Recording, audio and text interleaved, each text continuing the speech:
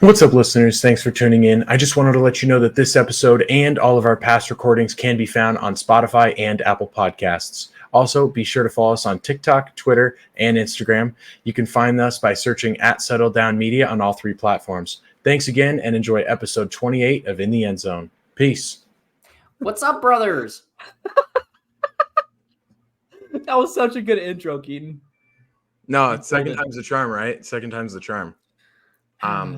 What's up, guys? Are we redoing this, or are we going? I don't know. My cat. Like, there's a Keaton, cat. how was your weekend? How was your weekend? How was your week? It was good. It was good. Week was good. Our system that we do transactions on crashed fully, like company wide, right in the middle of rush hour, and so we had it was weird. It was just really weird to like tell people, oh yeah, we basically just got the equivalent of just like hacked. Like our whole system just crashed, and we couldn't process transactions, couldn't do anything, and it was just awkward. So what'd you do? But we have like a system. We can do offline transactions, but it has to be ultra specific. So you have like a backup we're still system. able to be kinda, yeah. That's fair. But you know, after that, I booked a flight just like Taylor Swift and got my way out of Dodge, and now I'm sitting on a boat in New York, as you can see by my very photorealistic and canotonically correct background with the actual Twin Towers, and those are real. Look, look, I'm holding it up. So, Keaton, how are you able? How is your setup able to connect to like the internet and everything? How can we see you and hear you so perfectly? And there are no waves. I don't hear any waves or seagulls or anything. What's going on? So what's going on, you man? guys, like the noise cancellation is just that good. So, have you guys heard of Jefe Bezos? so he's got a yacht, and he let me borrow it just because I helped him to do some business transactions last week for his business. I think it's called like Amazon. And anyway, so he let me use his yacht, and the whole thing is like soundproof and windproof. It's very wind resistant. You know, it's kind of like a windbreaker. Yeah. It's got Wi-Fi too. It does have Wi-Fi, and it's actually Ethernet. It's got Ethernet landline connectivity. Are you also able to watch some S-Pen on there as well? No, Amazon Prime. Oh, okay. Yeah, not S-Pen. Amazon has live sports too, so. Yeah. Okay. Anyway, shout out Heffy. And how was your week? Yeah, no, it was good. My mom wanted me home for Easter for a little bit, so went home for Easter. It was my first time coming home for Easter in years, honestly. So did that. It was a good time. Worked on some more classes, and this week is going to be a grind for more grinding on the classes, because next week is the start of my month-long classes I have to take for fire investigation classes, 1A, 1B, and 1C. And I'll be staying in a hotel for a month, which will be so fun. So, yeah. Do they have pizza at the hotel? I hope. I'm sure they'll have Coca-Cola. Vending machines, maybe in the lobby. Spare I'm bringing ma'am. I'm bringing my own Coca-Cola with me, okay? I don't need them. You'll for sure have something. Mm-hmm. Don't drop that duffel bag. It's full of Coke. Sir, this duffel bag is 60 pounds. Why is it so heavy? Opens Brother, it up. I've got so much Coke in this bag. Yeah. 6 packs of man. 30 Coca-Colas. Yeah. God. Zach, how are you doing, Yeah. brother? Good, man. Been pretty solid. I missed my little Pookie Bear, so in the meantime, I've just been making content for the pod and for my lifting page as well. So if you guys want to follow that, it's voicing.lifts, and just been chilling. Hit legs today. Honestly, I'm kind of fried from it, so my brain is a little mush. But other than that, everyone, go give his account a follow if you guys haven't already. It's great stuff if you're trying to go into the gym, if you're new to it. He's got great exercises, great workouts while you're in the gym. And great motivational quotes as well to keep your day going and just keep thriving throughout the day, you know? Mm-hmm. So go give it a follow. I appreciate it. Yeah. I appreciate it. But now for what we've been waiting for. Football talk. The flag football. It's all about the balls with you people. It's all about the football with you people. It's all about the rule changes. It's never how are you, it's how is in the end zone. Yeah. Anyways, Keaton, go for Keaton, it, brother. I know that you go have a for it. topic that you want to talk about. Yeah. Just a little sad news to start off, a decent week of football. Former Bills quarterback, Vontae Davis, brother of possible Hall of Famer Vernon Davis. He's a cornerback, age 35. He was found dead in his grandmother's house. I believe it was in Miami, which it was. Randomly dropped. The cause of death is still being investigated. Early reports are saying there's no foul play involved, so more than likely it's something just internal that caused this. But really sad. Obviously 35 years old, played in the NFL for quite some time. Pretty good. 4 Pro Bowl selections or 3. Yeah, he was really good. He had a crazy retirement, by the way, too. I was going to say his most famous you retirement. were probably going to get into that, but that shit's wild. Obviously he was a great player, but his whole mantra was based off how he retired. They were getting basically the last game of his career. It was middle of the season, and his team was getting slaughtered. And he didn't come out at halftime, and then after posted a message on his Twitter basically saying, I'm retiring. Like I'm done. Crazy. Like, and he in the basically middle of the game during halftime. Yeah, and he was like, why have a warrior mentality if you're getting, if you're just head's not in it anymore? And so, pretty sad. It's just weird because we're starting to get to that age. I'm 24, I'm 23, Zach's 24, and Ant's 24, and it's only 9, 10, 11 years, out of our realm. And for people to be passing like that, it is a little eye-opening. But his brother, Vernon Davis, who I mentioned, was also an NFL player. He thinks that he could have possibly passed away from heat exhaustion or dehydration caused to a session in the sauna. But we don't really know. He was found dead inside his gym near the sauna, so that's entirely possible. He just maybe passed out in there or something, and that's what could have happened. Right. But it's really sad. We probably won't know until next week. So when we find out, we'll obviously update that. But yeah, really sad. Regardless, all right, it is just tough. Great player. We hope the Davis sad moment. family the best. Yep, same.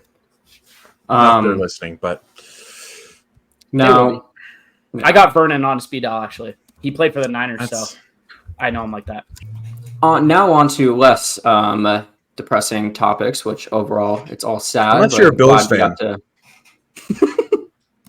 And this whole week has been depressing for you. Yeah. This whole offseason has been.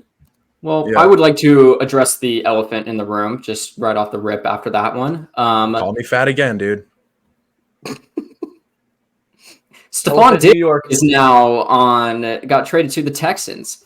Now, before I go into anything here, I put this up in our chat on what the trade was for.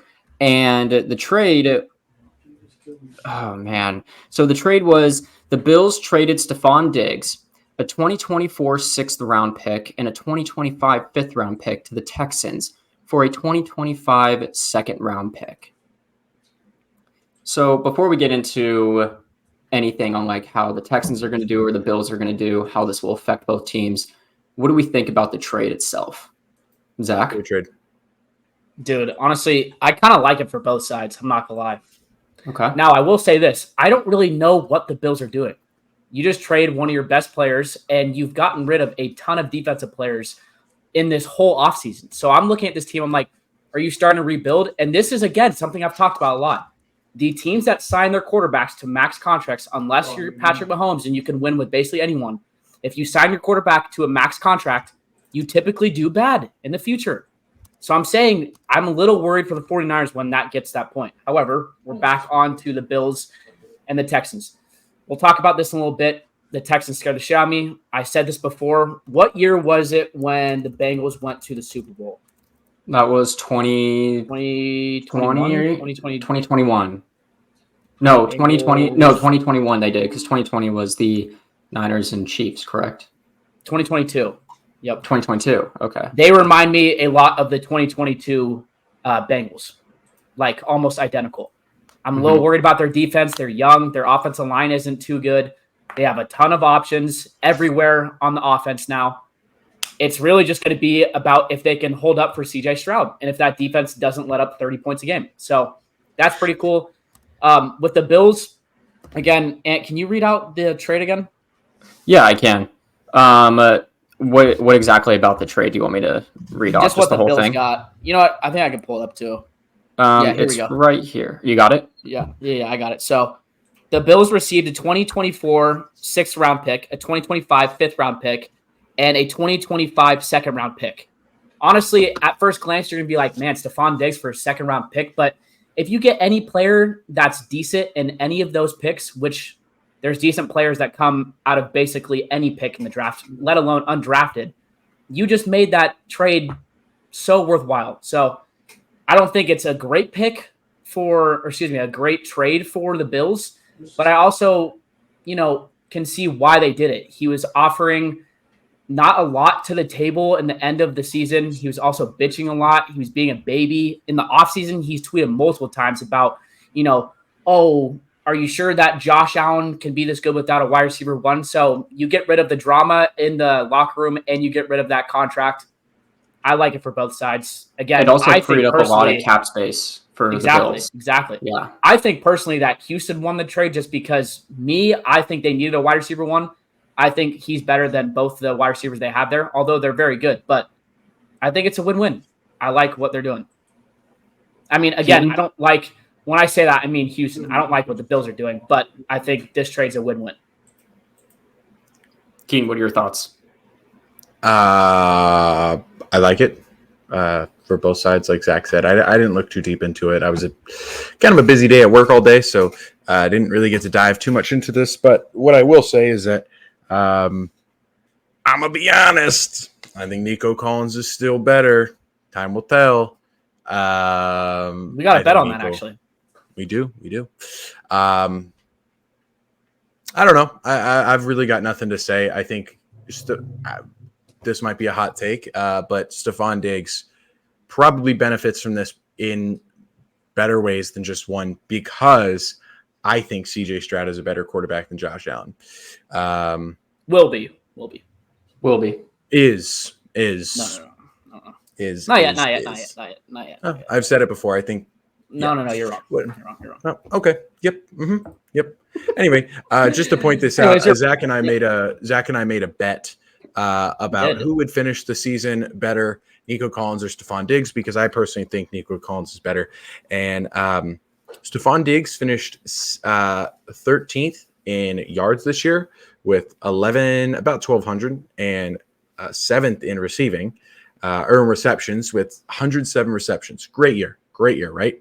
However, after week, what is this? Let's see. After week 1, 2, 3, 4, 5, 6, he did not chart a single game of 100 yards or more. That being said, though, he did have quite a few receptions in each of those. If we go to Nico Collins, though, Nico Collins is a lot more explosive, and you give him more time to develop under this offense, and I think he's far more a weapon. He is, for sure. He had 80 receptions, so not way less, but he had 1,300 yards. And some of his games, he had 9 receptions on 9 targets for 195 yards. He had 3 games this year over 150 yards receiving, and 4 over 140. So I personally think he's better, but time will tell. No doubt about it, though, the Texans got better. For sure. That offense is stacked now. They for sure got better. I think they're the best offense in all of football now. That's a hot take that I kind of like. Regardless, I don't know. The Stefon Diggs trade, I want to ask you guys a question. Trade, regardless, was wild. I mean, it was. Like, that was not something I was expecting at all. No. I was. I was didn't expecting like to trade Stefon Diggs, but not to Houston. Yeah, no. I didn't expect the trade to go the way it did. I expected him to leave, but not to. Right. Same right. So now, I guess, fellas, after the trade happened, obviously time's going to tell, right? And these are just predictions all around. But are the Texans going to be the best team now in their division? They're definitely the best team in their division. No question about that. Although that division's... What about in their conference? What do you think about that? I think Like the I best think team they in the have the best. AFC. Mm-hmm. I think they have. I think they have the best offense in the NFL. They for sure have the best offense in the AFC. I don't think they're the best team. I still think the Chiefs are the team to beat. Until you can Okay. do it. I mean, really, there's only been one quarterback besides Tom Brady who's retired now to do it when it matters. Yeah. So until someone can do that, it's like And his name's Eli Manning. And the Chiefs game, man. That's who runs the AFC. I agree, but I mean, that's crazy. really though. good. So I mean, I was not expecting that. Yeah. Yeah. That defense. It I will feels. say- You know what this team feels like. For my basketball fans out there, this team feels like 2022 Oklahoma City Thunder. Like I they like had that. a fantastic year. C.J. Stroud, Shea Gilgeous-Alexander, right? Nico Collins, Jalen Williams, right? They have all these pieces that weren't really supposed to develop like this, and now they're developing into all like superstar level players. And then you go out and you add more players, a Chet Holmgren, i.e. Stefon Diggs, and I mean, shit, I think they're the premier team. I think they're, last year was like, okay, this is what we could be. Now that we have the experience of being here, this is what we're gonna be. And they go out and they do that, and they've had a killer offseason. Right. I don't. They got better on defense too. I know. Al-Shaair, they signed a defensive end from. Yeah, Will Anderson has his dude. No, what was his name though? The one that they signed. I can find it It's right gonna now. bother me. Yeah, I literally just thought about it and then it left my brain. Derek Barnett. Yep. Yeah. Yeah, dude. They have a solid team in general. Their defense got better too. The offensive line is still what bothers me, but I don't even think it was like horrible last year. It's not Work with a to bad the point offensive where line. the 2022 Bengals offensive line was. That offensive line was historically bad, but this team just reminds me a lot of that. Like their defense isn't their part of a team where they thrive with. Their offensive line is not very good, and they have weapons everywhere. Everywhere. Nico Collins, Tank Dell, and Stefon Diggs. Like that sounds crazy. That's three wide receiver ones. I'm sorry. Yeah. Also, think about this. 3 years ago, would we even have thought that was going to be a wide receiver core at all? Like, No. let alone Stefon Diggs, those two. Tank Dell and Nico Collins, because Nico Collins is a Michigan guy, but when was he drafted? Yeah, 2021. 3 years ago? 2021, yeah. Dude, that's crazy, man. And it's slow. It's development. They literally are OKC. I think that is. I got to pat myself on the back. That is a great comparison. Hold on one second. We have an even better question then. Are the Texans the best rebuilding team that we've seen in the last 10 years? Maybe ever? Ever is a stretch. Are the Ever Texans is a the best? I don't know if it's a stretch, dude. If they win. No. If they win it all this year, I would say you could definitely make the argument. You can make the argument. But I think, yes, I think they're up there. If they win. It's early on. It's early on, right? We've seen if they win it all, Zach, like they're in the argument for it. But as of right now, they are like in the last 10 years, sure. That could be an argument. Dude. But ever, that's a stretch right now. But if they do win it, then you could put that in the argument. If Houston wins it all, are they the best team to ever rebuild? I mean, that could be a real argument. Like, what are some other teams that we could think of? The Bucks, we'll save that for another time. The Bucks recently have been decent when they got Tom Brady. They were kind of competitive, but no, they were good. They were won out good of without nowhere. him. Yeah, they were good. They're like the best they defense really in the NFL. Good. Yeah, they weren't like Houston. I'll say that. Yeah, I'm trying to think of another team though. The Bengals. The Bengals have been up there, and they got there, but they didn't win. It depends on what classifies as a rebuild. Because if you think about it, I would say Detroit Lions. Yeah. I would argue the Detroit Lions. How quickly these teams are starting to rebuild, it really starts to ponder the question, how are these franchises still even running? The ones that are horrible, the Bears, the Commanders, the teams that have been rebuilding for years. Like, it just shows how important management is in the NFL. Like, completely. Yeah. A good general manager can win a World Series. Yeah. The Cubs, the 2016 Cubs are a perfect example of that. Theo Epstein literally came in and in 2 years turned that team to a championship roster, dipped, and they haven't won since. Right. So, goes to show. Well, let's move on to our next topic, Anthony. So the next topic that we have here is Rashee Rice, aka Rashee Ruggs. So Speed Demon himself. Wide receivers in and all also- black Corvettes. And another thing to add on to this too, So on the whack, dude. Chiefs topic, is Patrick Mahomes Sr. is facing up to 10 years in prison after the DWI felony. Isn't that his like third one or something crazy second, like that? third, something like that. Yeah. What a bad family he has. Um, Just in general. I agree. yeah. So I guess my question for this, with all of this going down, is how do you guys think this is going to affect the Chiefs after their second Super Bowl win in a row? And do you guys think this is going to be just a huge factor in their gameplay this upcoming season? Nope. Nope, not at all. I agree. Yeah. Yeah. It's not going to change anything. They're still the team to beat. They could have Walmart. Honestly, they could have Gale from Walmart as their wide receiver, as their running back, and they would be the favorites, in my opinion. After last year, that's what I'm saying. I'm saying that from now on until Patrick Mahomes retires, they're my favorite. Not really, but they will be up there regardless. He'll get 3 games, 4 games, whatever. He didn't kill someone, so not to say that it wasn't dangerous. I don't know. They're still investigating it. Sure. Yeah, that's what Rashee Rice came out on something. Oh yeah. I have a whole Twitter thread. So this was footage. This was footage leaked after. This is the dash cam leaked after there was rumors that Rashee Rice was involved in a high-speed collision on a freeway. Viewer discretion is advised. No one died. I think we're fine. So you can see. So there's a black. There's a black Lamborghini Urus, which was a rental, and then it was Rashee Rice's owned, or I guess leased. I don't know if he was making payments on it. All black Corvette Z06. You can just see him flying over in this corner right there. God, what the hell? There were 2 of them. They were racing. They were racing, and so you see the Urus is a very fast car. It's like a SUV style, so super heavy. Slams into the back of a car, does a spin. The one that took the damage was the Corvette there.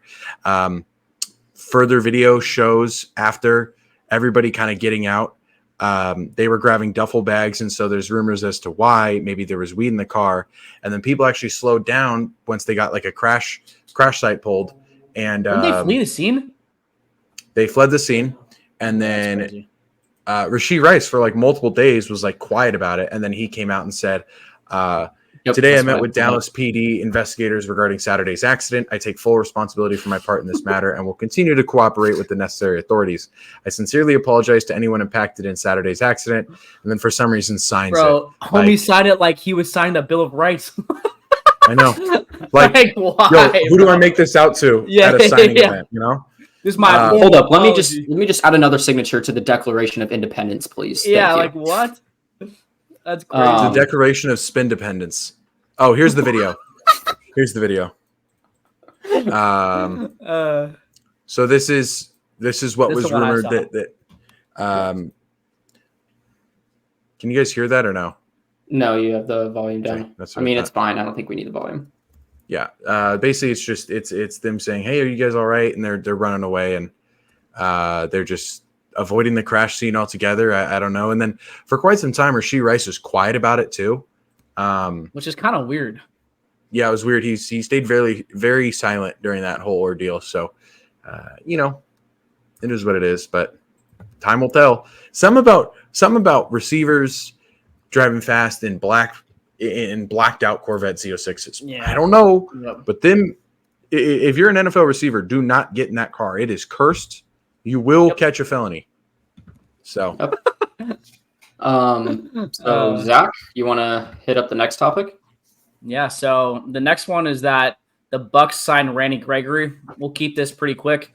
Randy was decent for our team. He had 11 tackles, 2.5 sacks. I think it's a decent signing. It's more so of like a backup signing or just to have depth there, but I don't mind it. I didn't see us signing him regardless. He didn't have like too big of a year, so that one doesn't bother me, but it's a decent signing for the Bucks. Okay. But speaking about Dallas, Ant, you told me about this one. Ooh, I've got a big Dallas story too. Yeah. So, Keen, did you want to start off with it? Or you want me to just go into this real quick and you add on? it's a little off topic of what the context of this one is, so I'll let you do it. Okay. So this one right now is a little bit of trending news happening. So basically, Dallas Mayor Eric Johnson is currently rooting for the Chiefs to relocate back to the city of Dallas. The reason, a little bit of reasoning for this is because the Chiefs owner, Clark Hunt, also lives in Dallas, and this is basically where his father founded the Chiefs back in 1959. Now, to me, the whole thing doesn't make a whole lot of sense. Having two teams in the city of Dallas absolutely makes 0 sense. On top of that, that's just ruining a fan base right there. From Kansas City all the way down to Dallas, I don't know. It does not make a whole lot of sense. It makes no sense. You have Dallas And what are you fans going to call them? Yeah, exactly. What are you going to call them? The Dallas Chiefs? No, like, it sounds gross. It does. Like, people all along have always known, like, Dallas is the Cowboys. They are the Dallas Cowboys. Mhm. It's not like you can just change that. I don't know. And it's not like they're relocating into a new location, like how, like what the A's are going to be doing, right? They're going into Vegas, where Vegas doesn't have an MLB team, right? It's not Possibly. like that at all. I mean, It's not a done deal. well, that's just what I'm saying, that like Vegas Oh, does not yeah. have an MLB team, right? It's not Yeah. like how they're going into a city that does not have an NFL team, right? It's not like they're relocating into like Boise, Idaho, right? Because they don't have any pro team. I would be happy with that.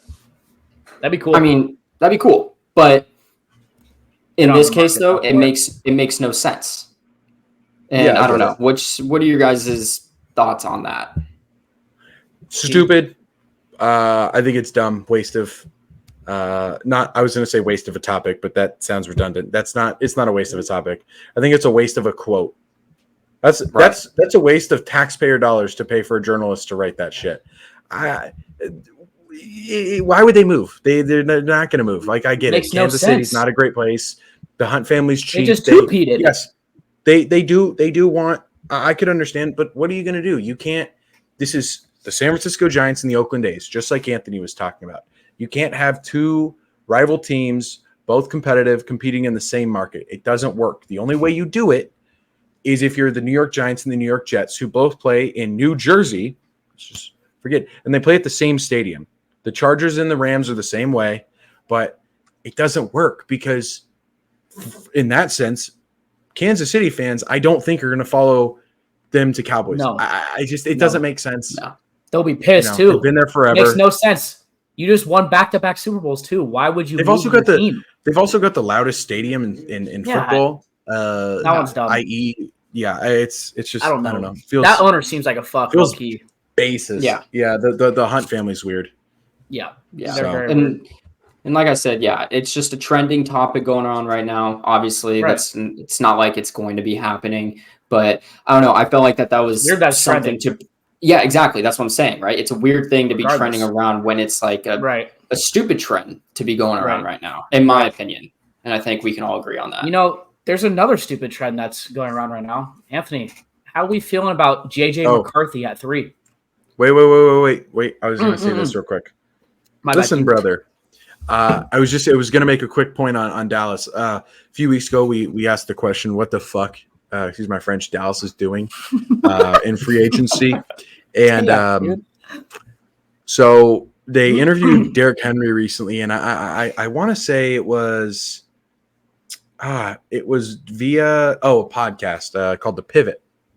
And he came out and he basically said, I knew once free agency started, I wanted to work something out with the Ravens if we could. And he said, even though I'm living in Dallas, and Dallas being a perfect situation as well, because we live there, we ain't got to move. But at the same time, Ravens, the history of it, and then talking to Ray Lewis, whatever. He said, he's like, I'd love to be a Raven, but I did definitely want to be a Cowboys fan. And he's like, he's frustrated they didn't reach out to him. And it just feels weird, man. I mean, they lose Tony Pollard, and it's like, okay, what's your backup, right? And, you know, you're going to run Deuce the whole time, you know? I don't know. It feels weird. You know, they could have paid him $20 million and they didn't. And I don't know. I literally don't know what Dallas has done this offseason. It confuses me It irks me. The fans should be disappointed. I could understand the Niners not doing anything because they can't do anything financially. The Cowboys have money. Yep. They've got pockets deep. They are. They could. I will say they are thinking about bringing back Zeke. I do know that. Yeah, I saw saw that that well. kind of. I saw that Which fell through. That's just. I hope. That's I just hope. I think that I hope. I don't want the Patriots having Zeke anymore. I he don't was want good, that. man. He was good. Fucking He's your best running back. No, okay. No. Oh my god, no. Anyway, Anyway, was, Ramondre. He was. oh my god. Literally, when Ramondre wasn't doing anything, Zeke came in and put up like. What do you mean when he wasn't doing anything? He had. Well, that's a good point. He hasn't done anything his whole career. Oh my god. He just looked a little slower last year. 619 yards, Anthony. That is not doing anything. To be honest with you, it kind of looked like he took Zeke's towel that he used to have when he was a little bit slower. He just looked a little slower this year. And I don't want to say this. Ramondre Stevenson had less rushing yards last year than Zeke. No. Fuck. And that's not good. I can't argue with stats. Okay, hold on. I'm just going to say this. Ramondre. Wait, listen. Yards per attempt. 156 attempts, 619 yards, 4-yard average, had 38 receptions and 4 touchdowns.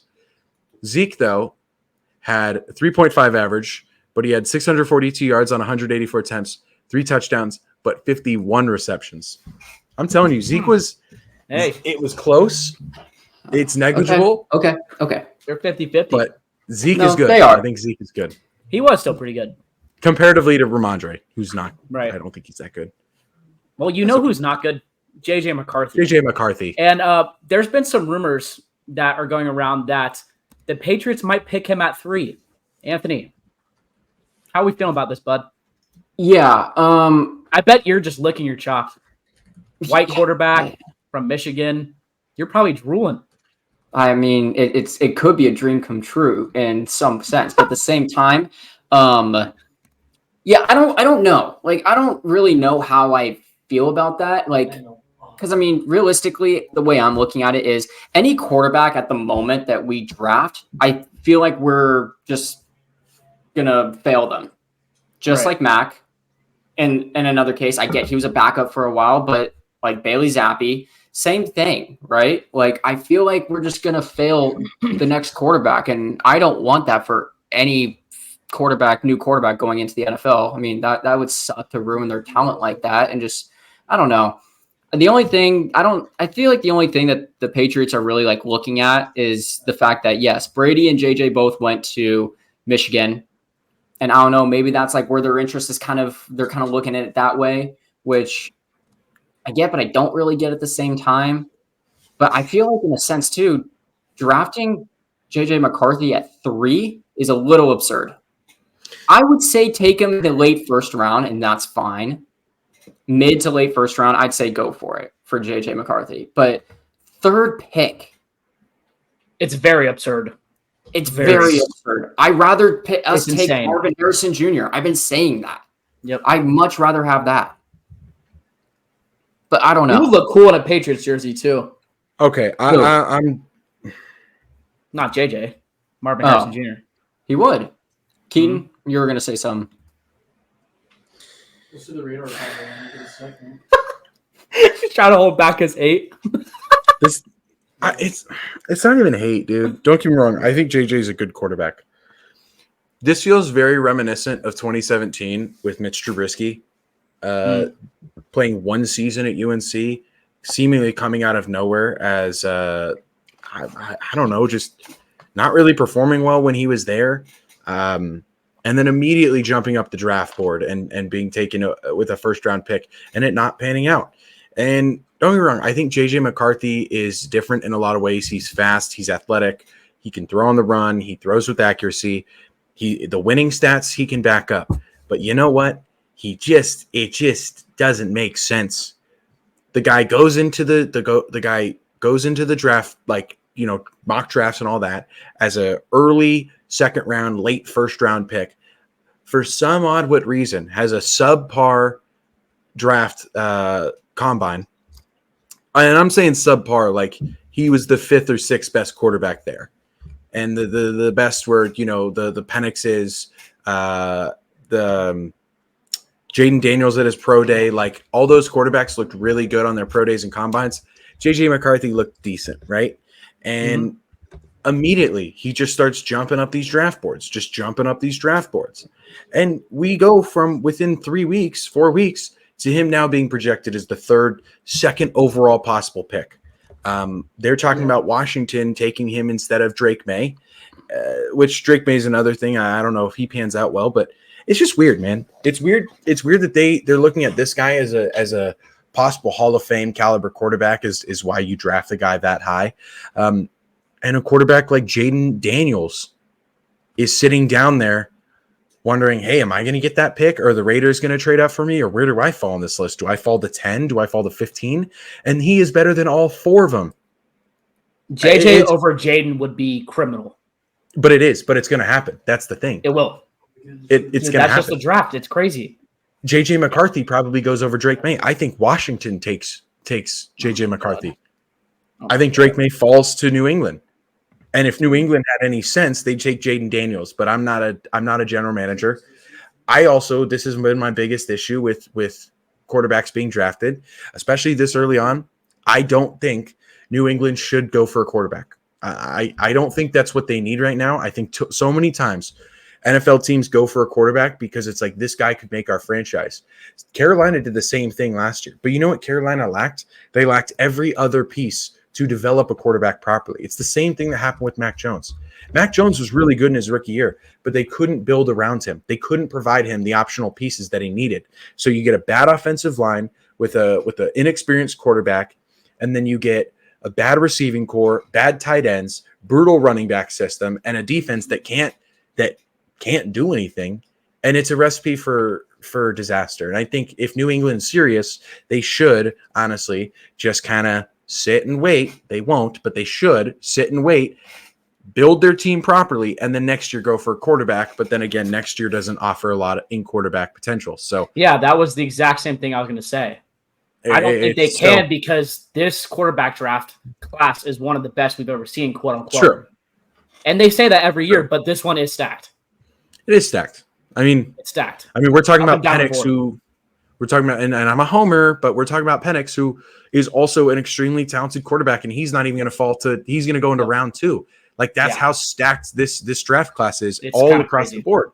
But then again, at that point, you have a quarterback that you could utilize for the next season, and you have a plethora of weapons. You could get Marvin Harrison, you could get Rome Odunze, you could get a defensive edge, you could get an offensive lineman. I don't know. It's just one of these three teams is going to have a miss at the quarterback path because they couldn't develop. That is going to happen. It's inevitable. It is inevitable. I think the safest pick there is Marvin Harrison Jr. as well. I've been saying that for a while, but I also think Jaden Daniels is clearly the second best quarterback in the draft class. I don't think it's a question. No. Caleb Williams is the best quarterback I've ever seen come out of college, ever. Doesn't have painted nails. Talent-wise. I don't care. But you clearly didn't watch Kellen Moore out of college. Okay. Here we go. What away?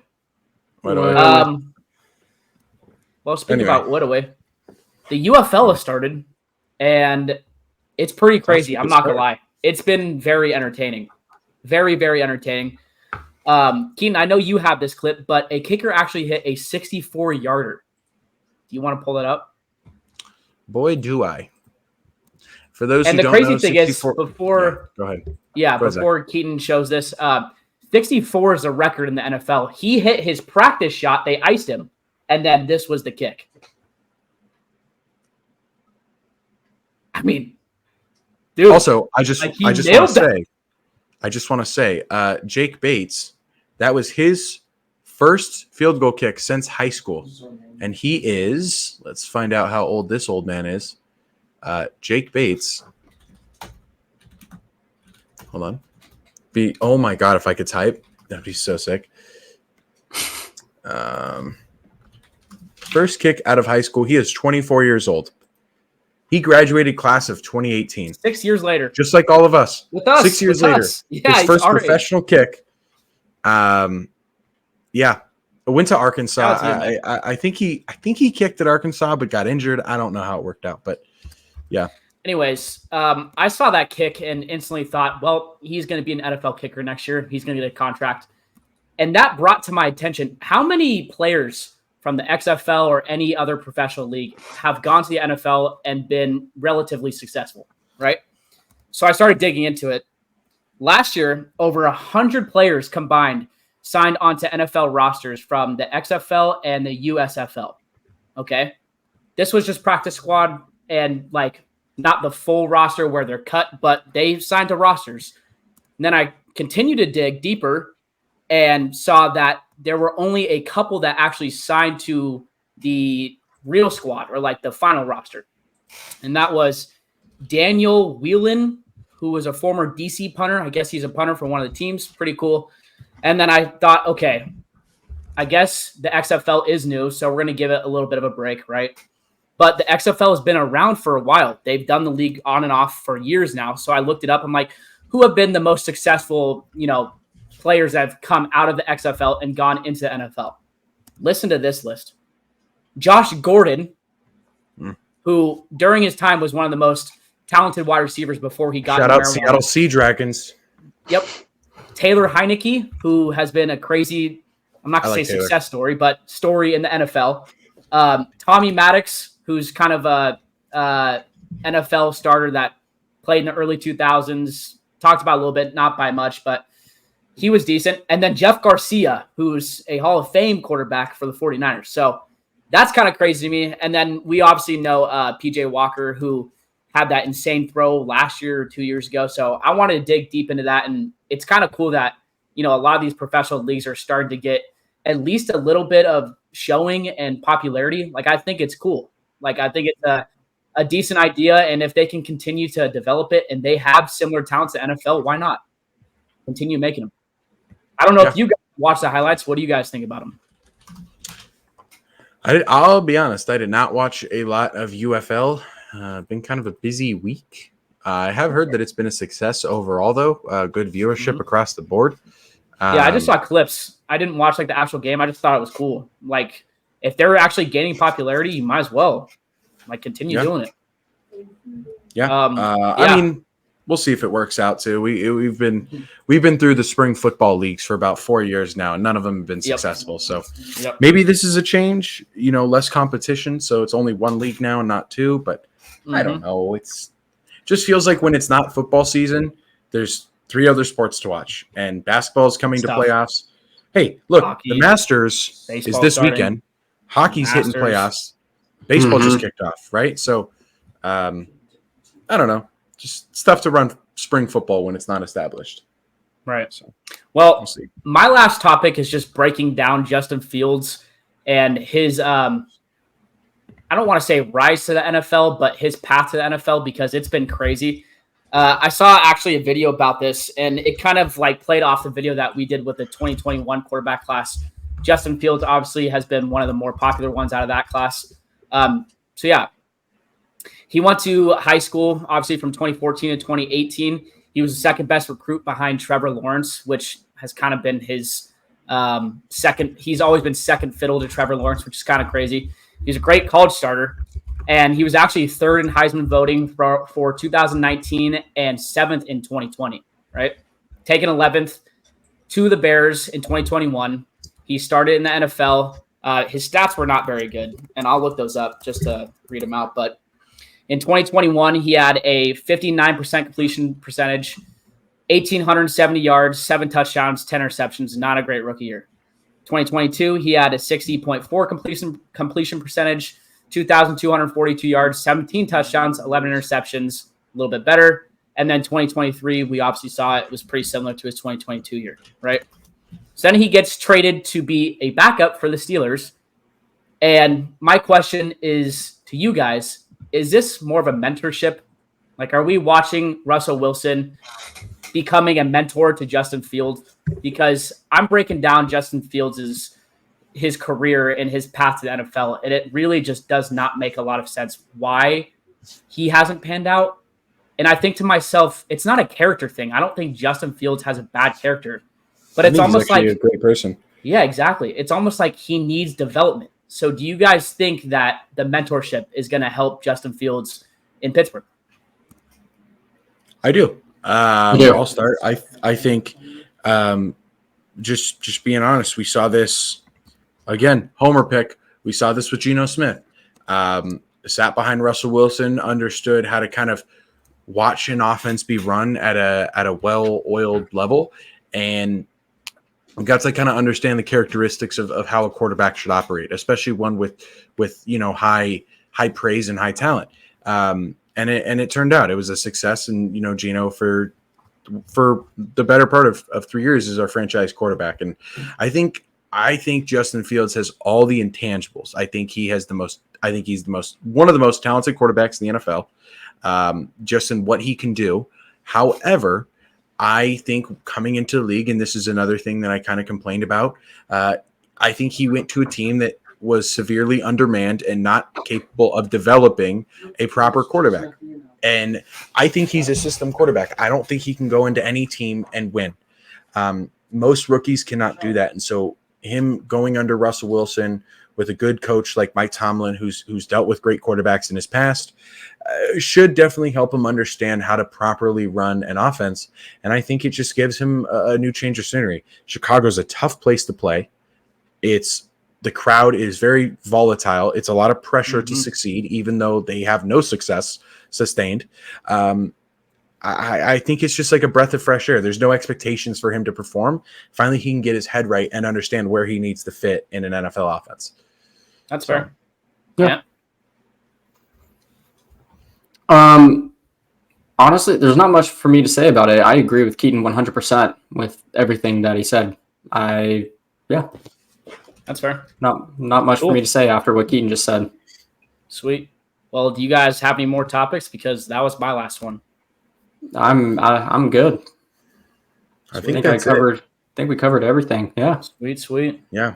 That was a good episode. So, jam-packed. absolutely. We got through it pretty quickly. That was a lot of fun. Yeah, that was time went by fast actually. Yeah, so that's it. Thanks for tuning in. Typically when you're in New York. Yeah. Hold on. Sorry, say it one more time. That happens typically when you're in New York. The time just flies by. Time flies by. It's just when you're it's just one of those things. It's like vacation time. It's like 5 o'clock somewhere. Kinda, yeah. I mean, when you're in the Amazon boat, the Amazon yacht, it's just like sometimes like you just forget that you have like responsibilities in life, right? Yeah. And so it's kind of like leisure. You exist activity, outside right? of it. Exactly. It's like I'm like outside of a plane of time and space. Like I'm just here, bro. Like Interstellar. Like I'm in like a fourth dimension, right? Me and Jeff Bezos. So that wraps up today's episode, ladies and gentlemen. Thank you guys for watching, and continue to watch our YouTube videos and our podcast in general, whether if you're watching it or listening to it on Apple Podcast or on Spotify. Please continue to like the videos, comment, and if you haven't yet, please subscribe. We love the subscribers. We love it. Keep it coming. And we'll catch you next week on next week's episode. Thank you all. Later.